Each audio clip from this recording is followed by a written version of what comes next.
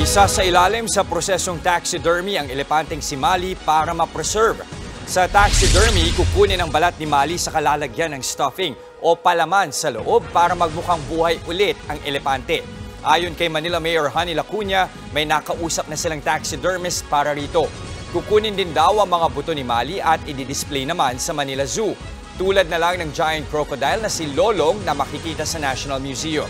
Nauna nang sinabi ni Lacuna na handa raw ang lungsod na mag-alaga ng isa pang elepante kung magbibigay ulit ang gobyerno ng Sri Lanka.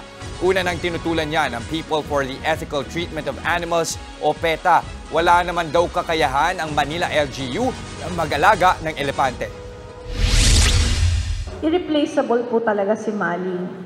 She has been with us for almost 43 years. Susulat po muna kami sa Sri Lankan government na notifying them of the death of Vishwa Mali. In case po may mangyaring po na ganyan kay Mali, nagsabi na po sila na they are willing to entrust to the city another elephant. Mga kapatid, Julius Babaw po. Huwag maging huli at maging una sa lahat ng balitaan. Para sa tuloy-tuloy na talakayan sa Frontline, mag-follow at mag-subscribe sa social media pages ng News 5.